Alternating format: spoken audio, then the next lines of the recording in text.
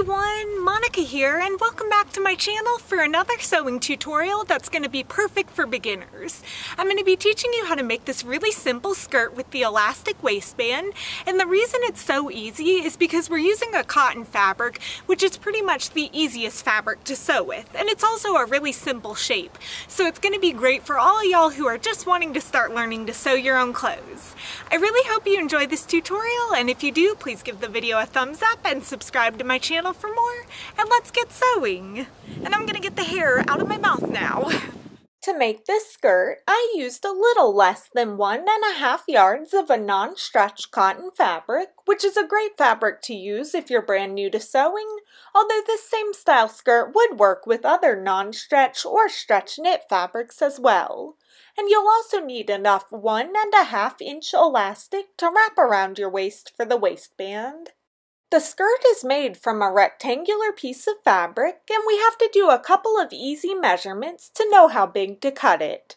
To determine its width, find and measure the widest part of your lower half. For me, that's around my hips, which is 45 inches.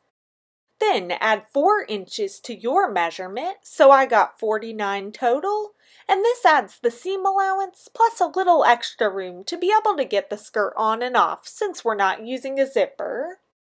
To determine the length, decide where on your waist you want the skirt to start. I wanted a high waist skirt that started here, and measure from that point down to wherever you want the skirt to end. I wanted mine to be about 19 inches long. Then add 3.5 inches to your desired length, which adds hem allowance and the room we need to make our elastic waistband. So I got 22.5 total, and that's all the measurements we need.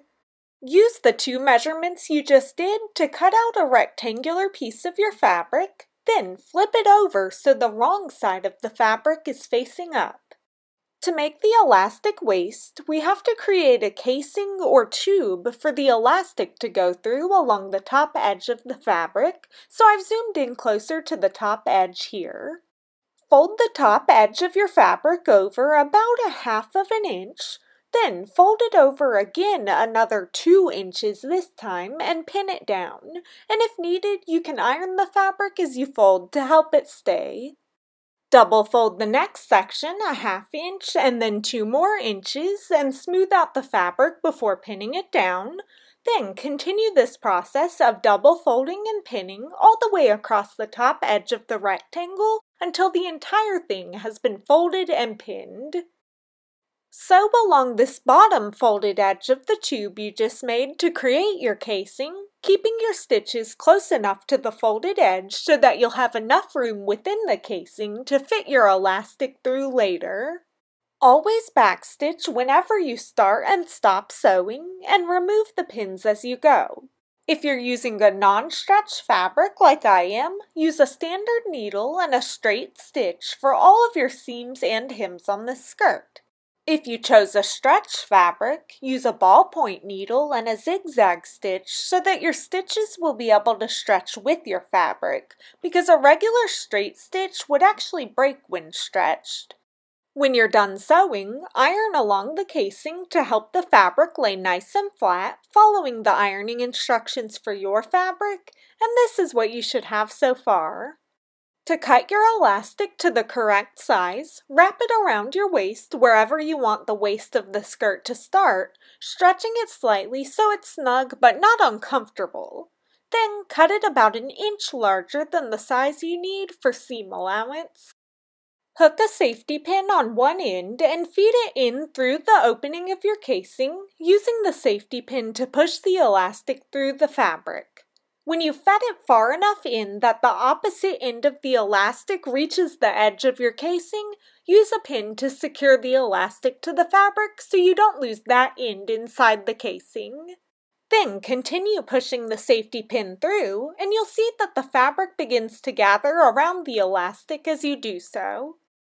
When you pull it out of the other side, remove the safety pin and pin that edge of the elastic to that side of the fabric too.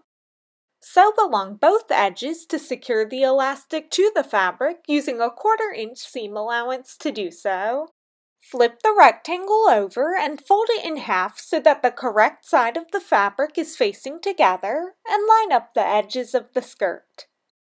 Pin the sides of the skirt together starting at the waist, and it helps to pull the gathers of fabric away from the very edge of the skirt so that the waistband lays flat when you're pinning it together. Continue pinning down the entire side, and if you're using a striped pattern, make sure to line up the stripes as you pin so they match up neatly. When you're done, sew to join the sides together using a 1/2 inch seam allowance, and now your skirt is formed. If you're using cotton or any fabric that frays, grab a pair of pinking shears, which have a zigzag pattern on the blades, and trim right along the edge of your seam allowance. The zigzag pattern helps to prevent fraying as you wash and wear the skirt, which helps protect your garments from wearing out so quickly. Then take your skirt to the ironing board, open up the seam allowance, and press it with an iron so it stays neatly flattened out. To finish the skirt, we have to hem the bottom edge, so I've zoomed in closer here. With the skirt turned inside out, fold the bottom edge over a 1/2 inch once, then fold it over again another 1/2 inch so the raw edge is no longer visible, and pin it down. Double fold the next section a 1/2 inch at a time and pin it down, and continue this process around the entire bottom edge of the skirt, ironing if needed to help keep the fabric folded. When you're done pinning, sew along the bottom edge to stitch the hem into place, using the edge of the presser foot as a guide to help you sew a neat, straight hem. After you finish sewing, iron along the bottom edge, and now your skirt is complete.